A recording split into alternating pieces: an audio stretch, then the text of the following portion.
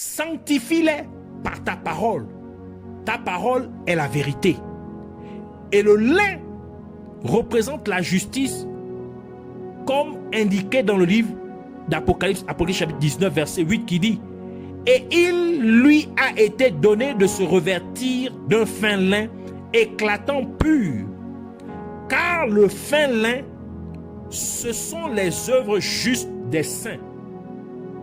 Ainsi, le fait que Dieu ait demandé au prophète Jérémie d'utiliser la ceinture de lin pour prophétiser le châtiment qui viendrait contre le peuple de Juda parce qu'il refusait d'écouter la parole de Dieu, c'était en fait pour dire que le peuple de Juda rejetait la vérité de la parole de Dieu et ils établirent leur propre vérité qui était contraire à la parole de Dieu.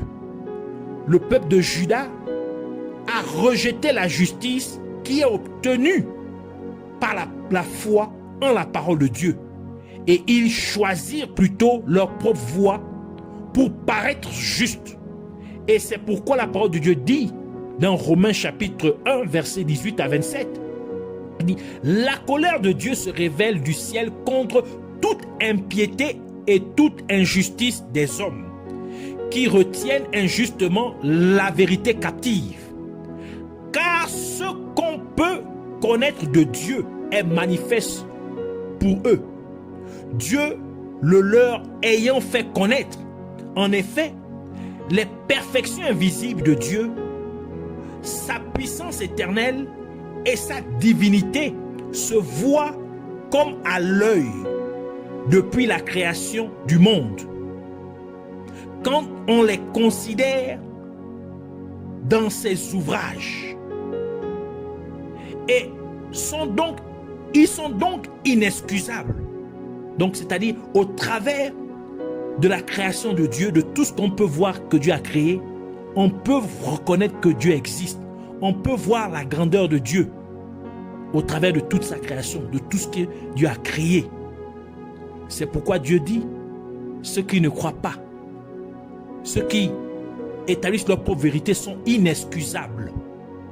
Verset 21, il dit: puisque, ayant connu Dieu, ils ne l'ont point glorifié comme Dieu et ne lui ont point rendu grâce, mais ils se sont égarés dans leurs pensées et leur cœur sans intelligence a été plongé dans les ténèbres.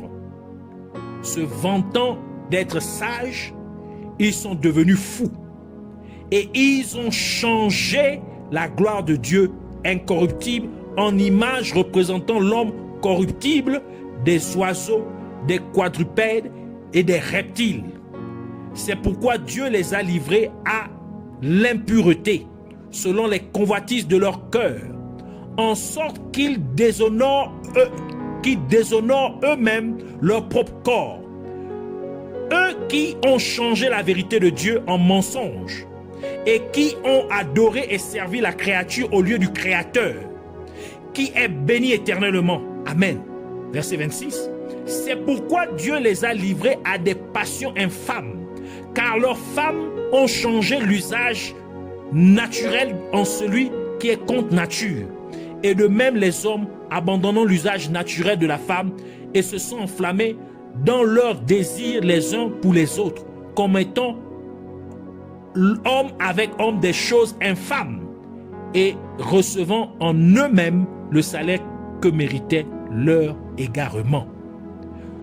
Romains chapitre 3 verset 12 à 18 continue pour dire: tous sont égarés, tous sont pervertis, il n'en est aucun qui fasse le bien, pas même un seul. Leur gosier est un sépulcre ouvert, ils se servent dans leur langue pour tromper. Ils se servent de leur langue pour tromper. Ils ont sous leurs lèvres un venin d'aspic. Leur bouche est pleine de malédiction et d'amertume. Ils ont les pieds légers pour répandre le sang. La destruction et le malheur sont sur leur route. Ils ne connaissent pas le chemin de la paix. la crainte de Dieu n'est pas devant leurs yeux. Et cela se passe même chez certains croyants. C'est-à-dire, ce n'est pas seulement les non-croyants qui veulent avoir leur propre vérité, qui veulent établir leur propre vérité, leur propre manière de faire les choses, leur propre justice. Car les gens veulent pratiquer ou vivre le christianisme, c'est-à-dire la chrétienté, selon leur propre conception, même si leur conception contredit la parole de Dieu. Et c'est la raison pour laquelle, au lieu de prier Jésus, les gens préfèrent plutôt prier Marie. Au lieu de prier Jésus, les gens prient les anges. Les gens veulent être chrétiens alors qu'ils sont encore dans des relations sexuelles. Ils ont encore des relations sexuelles avec leur petite amie ou leur petite amie avec lesquels ils ne sont pas encore mariés. Les gens veulent être chrétiens alors qu'ils utilisent encore des fétiches ou qu'ils consultent des féticheurs. Les gens veulent être chrétiens, mais ils ne veulent pas payer leurs dîmes. Les gens veulent être chrétiens pour que des hommes ou des femmes de Dieu puissent toujours prier pour eux et prophétiser sur leur vie. Les gens veulent être chrétiens tout en s'habillant de la manière qui leur plaît et ne cherchant pas à plaire à Dieu dans leur façon de s'habiller. Les gens veulent être chrétiens, mais ils ne veulent pas faire l'œuvre de Dieu, ils ne veulent pas servir Dieu. Les gens veulent être chrétiens, mais ils ne veulent pas prier et méditer la parole de Dieu de manière sérieuse. Les gens veulent être chrétiens, mais ils ne veulent pas marcher dans la sainteté. Ainsi, les gens veulent faire les choses à leur manière. Et ce faisant, ils rejettent les voies de Dieu. Par conséquent, ils refusent d'écouter la parole de Dieu. Et implicitement, ils disent que leur voix est la vérité et que la parole de Dieu n'est pas la vérité. Et c'est pourquoi le livre de Romains dit ce qui suit dans Romains chapitre 3 verset 4. Il dit, loin de là que Dieu, au contraire, soit reconnu pour vrai et tout homme pour menteur, selon qu'il est écrit. La première partie du verset. Il dit, afin que tu sois trouvé juste dans tes paroles et que tu triomphes lorsqu'on te juge. Par conséquent, le fleuve Euphrate représente le jugement de Dieu contre les gens rebelles.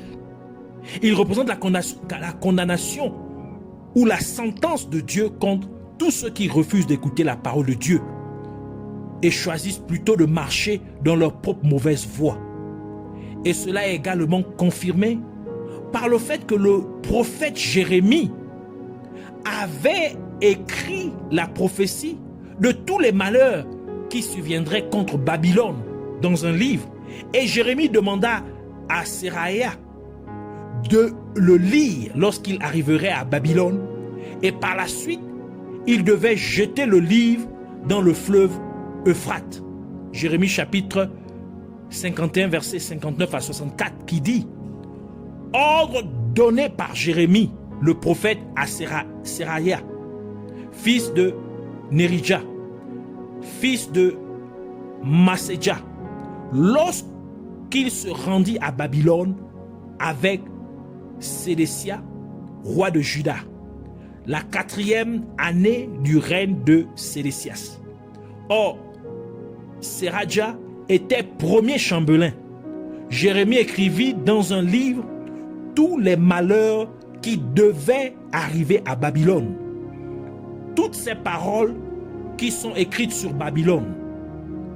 Jérémie dit à Seraja: lorsque tu seras arrivé à Babylone, tu auras soin de lire toutes ces paroles et tu diras: Éternel, c'est toi qui as déclaré que ce lieu serait détruit et qu'il ne serait plus habité ni par les hommes ni par les bêtes, mais qu'il deviendrait un désert pour toujours. Et quand tu auras achevé la lecture de ce livre, tu y attacheras une pierre et tu le jetteras dans l'Euphrate. Et tu diras, ainsi Babylone sera submergée, elle ne se relèvera pas des malheurs que j'amènerai sur elle. Ils tomberont épuisés. Jusqu'ici sont les paroles de Jérémie. Et encore une fois, le fait que le fleuve Euphrate représente le jugement de Dieu contre les gens désobéissants est également dépeint par le fait que Dieu a lié 4 anges dans le fleuve Euphrate.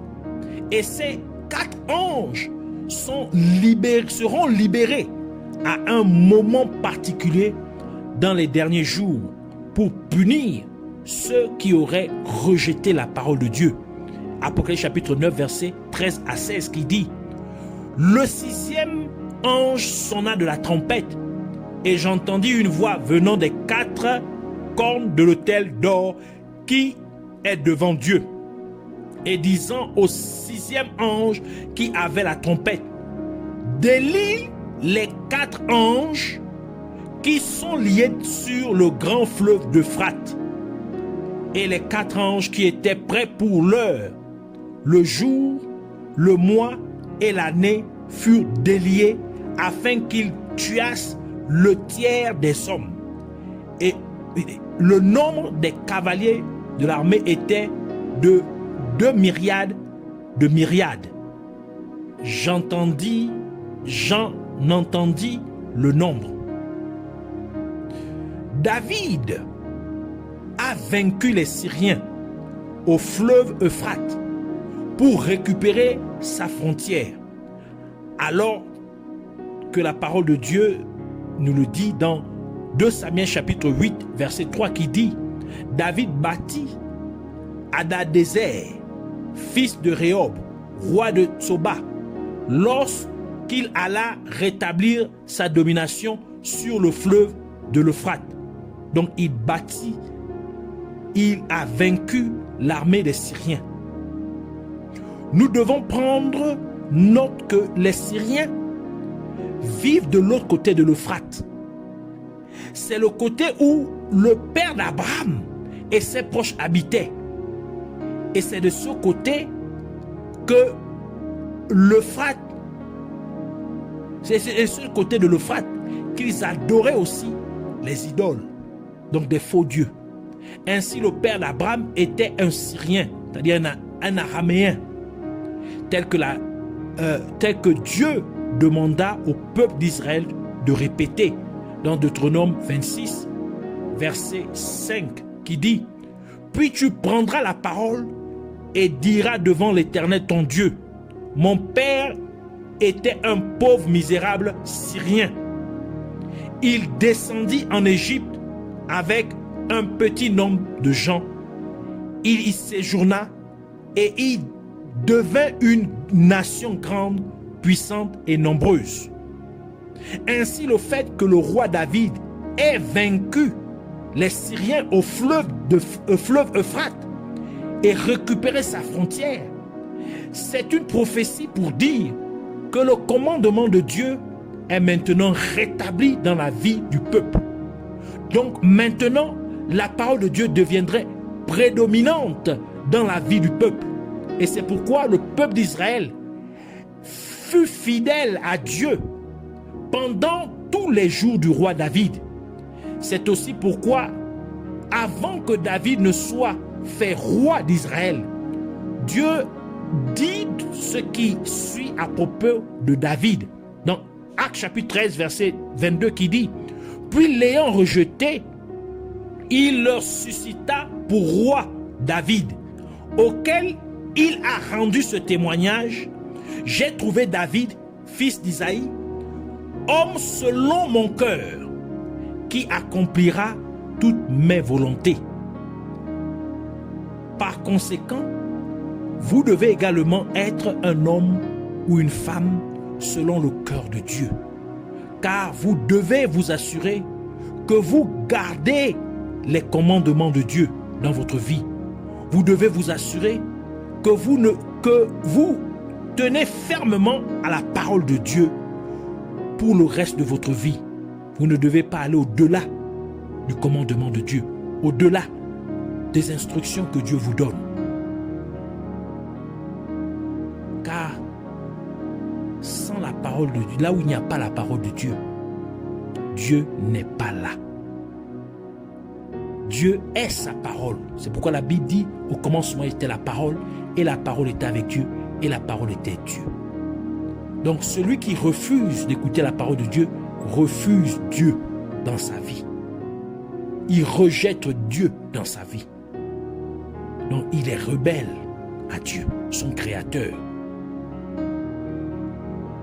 Et c'est à ce moment que l'Euphrate est une sentence contre lui, est une condamnation contre lui, s'élève contre lui. Ainsi, nous voulons prier pour dire: Abba Père, Dieu Tout-Puissant, Père éternel, merci pour la révélation de ta parole, pour laquelle tu m'as nourri au nom de Jésus-Christ, par laquelle tu m'as nourri au nom de Jésus-Christ. Je prie qu'à travers cette parole que tu m'as donnée, que ma vie soit transformée positivement. Aide-moi donc, Père Céleste, à ne pas aller au-delà de ton commandement, afin que je ne me retrouve pas hors du lieu de ta perpétuelle provision comme Adam et Ève, qui transgressaient ton instruction et en conséquence, ils furent chassés du jardin d'Éden. En effet, si tu ne me soutiens pas, je ne serai ni ne ferai mieux qu'eux. Ainsi, je te prie de tout mon cœur, Père miséricordieux, afin que tu me tiennes toujours par la main, pour m'empêcher de franchir le fleuve Euphrate, qui représente la limite à ne pas enfreindre. Par conséquent, laisse-moi toujours demeurer en toi, Seigneur Jésus-Christ, car tu es la parole de Dieu. Et comme je demeure en toi, et que ta parole demeure en moi, laisse-moi donc être fructueux dans tout ce que je fais, dans tout ce que j'entreprends, dans tout ce que je dis, pour ton royaume céleste, que je sois fructueux, au nom de Jésus-Christ. Ainsi, je prie, aide-moi donc à écouter ta parole et fais qu'elle ait la première place dans mon cœur, afin que je fasse toujours les choses à ta manière et non selon mes propres voies. Laisse ta parole être ma vérité ultime pour chaque jour de ma vie. Fais-moi donc vivre ma vie chrétienne selon ta vérité, qui est ta parole, au nom de Jésus-Christ. Et comme le roi David a vaincu les Syriens pour récupérer la frontière que tu avais établie pour le peuple d'Israël au niveau du fleuve Euphrate, laquelle frontière représente la limite de ta parole à ne pas enfreindre. Je te prie donc pour que tu me donnes aussi la victoire sur le péché, afin que je récupère la frontière que tu as établie pour moi, en me disciplinant à ne commettre aucun péché au nom de Jésus-Christ. Comme l'apôtre Paul dit, je traite durement mon corps, afin qu'après avoir prêché aux autres, moi-même je ne sois pas rejeté. Laisse qu'il en soit de même pour moi, que je me discipline vraiment en tout, afin que je ne pêche point, afin que je ne sois pas rejeté. Je te remercie, Père Céleste, Roi des rois et Seigneur des seigneurs, merci de m'avoir accordé ma pétition. Merci de m'avoir exaucé. Je te donne toute la gloire et l'honneur pour toujours. Au nom de Jésus-Christ. Amen.